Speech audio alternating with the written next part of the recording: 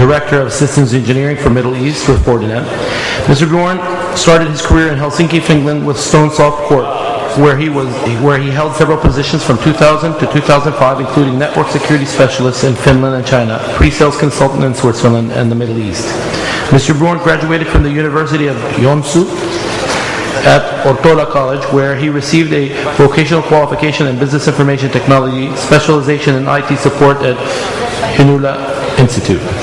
Mr. Bjorn has acquired significant international experience in networking security and has vast knowledge of technical requirements for security products for enterprise customers.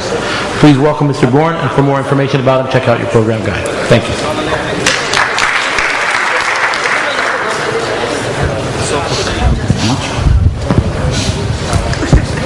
Thank you very much. Good afternoon to everybody. My presentation today will be covering web application security, and specifically we're looking at denial of service attacks as well as distributed denial of service attacks on the web application layer.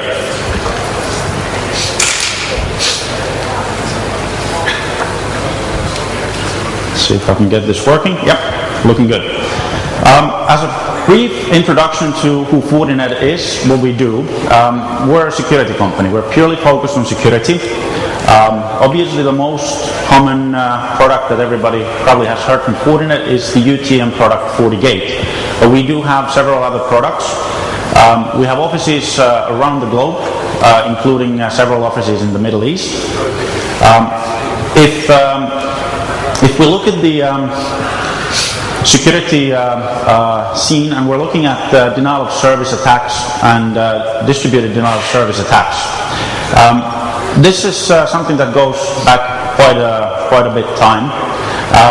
If we're looking at the DOS itself, obviously the idea is to bring a service down, prevent valid users from being able to access the intended services, and this can be done in several different ways.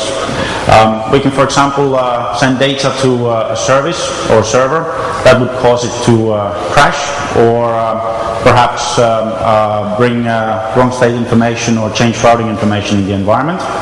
Or we can just send high volume of traffic to the service, which would then effectively prevent anybody else from connecting to that service as well, perhaps creating high memory CPU utilization on the system. Now, a distributed attack then would basically mean multiple sources of the same DOS attack. This could be a concerted effort of multiple different computers or networks attacking the target system.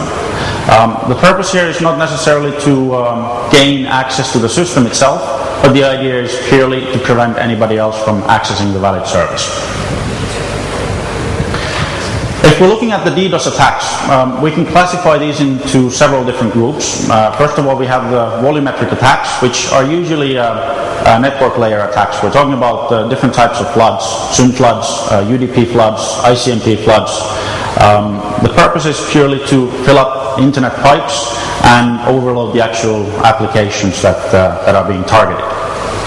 Further on, we have also cloud infrastructure attacks, which are looking at attacking specifically firewalls, load balancers that are perhaps protecting the actual service itself.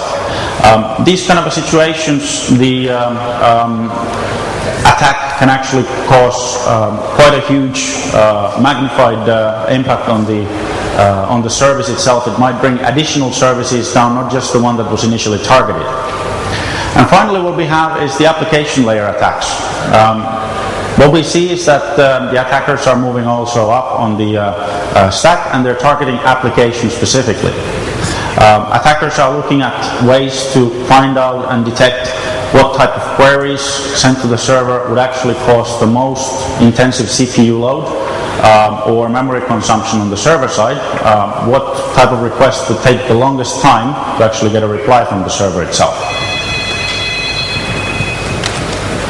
Now, we've seen quite a large rise on the DDoS attacks lately. The reason for this is that you have actually a large number of botnets that are available for rent. You don't necessarily have to have your own botnet to attack. You can go to the black market, so to say. You can rent out botnets for specific periods. These could be the same botnets that are used to send spam. Most of the botnets today have also the denial of service attack capabilities. And when you combine multiple hundreds or thousands of bots together, you have your own network that you have rented out for a period of time. If we're looking at the percentage of application layer or layer 7 attacks, this is what we see today. We've got around 40% of the attacks that we've seen and mitigated in Q4 2011 working on layer 7. Most of these are different types of get floods, post floods, for example, not purely just the network level attacks. Now, attack tools themselves, this normally required a little bit of knowledge, but today you can even go to YouTube, you can get instructions on how to use the attack tools, and you will find several videos instructing where to download the software, what type of settings to utilize, and the only thing you're missing is a target. We've seen the applications being used as volunteers, individuals who are joining attacks for could be social purposes or political reasons, where the actual individual gives and installs actually the application onto his system and gives the access to a central person who would then be concentrating the attack itself. Now, what are the reasons for DDoS attacks then? Well, first of all, I think publicity is being something that in the past few years has been a big reason. The idea is just to bring services down, get more publicity for your own group, cause embarrassment. But also, what we see is DDoS attacks are used as a form of a protest nowadays. Now, if we look at, for example, Operation Payback, which was organized by a group called Anonymous in 2010, this was a DDoS attack against Visa, PayPal, MasterCard, and the reason for this, because these organizations cut their support for WikiLeaks, they prevented people from gifting money to WikiLeaks supporting them, and because of this reason, Anonymous decided to attack the services. They provided a tool everybody could download. It was a matter of installation, after which the attack could begin by command of Anonymous. Another example is the case with Sony. 2011 we had several outages on the PlayStation network, again done by and orchestrated by Anonymous, and this was in revenge for Sony suing the person who actually created the jailbreak code for PlayStation 3. Anybody can join these attacks.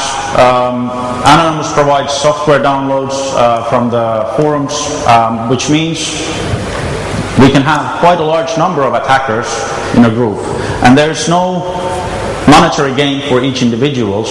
This is purely because of possibly opinions, differences of opinions, and social political reasons. We've also had another group called LulzSec, which has pretty much most of the members already arrested and the group disbanded. They have managed to bring down government sites from US as well as from UK. All over the world, we've seen service outages caused by those attacks. For example, Hong Kong Stock Exchange went offline for a period of time last year. We have had WordPress serving 18 million customers disappear from the internet for a short time. So, as I said, any company can be a target, can be a victim. It doesn't matter which country you are in, it doesn't matter what operations you're running. If your policy, or even the whole country where you operate is something that the attackers or hacktivist groups view as hostile or as an enemy, you can be targeted. It could also be that individuals, maybe a person was laid off he's upset, decides to run a DOS attack against his own company. Maybe he didn't get a good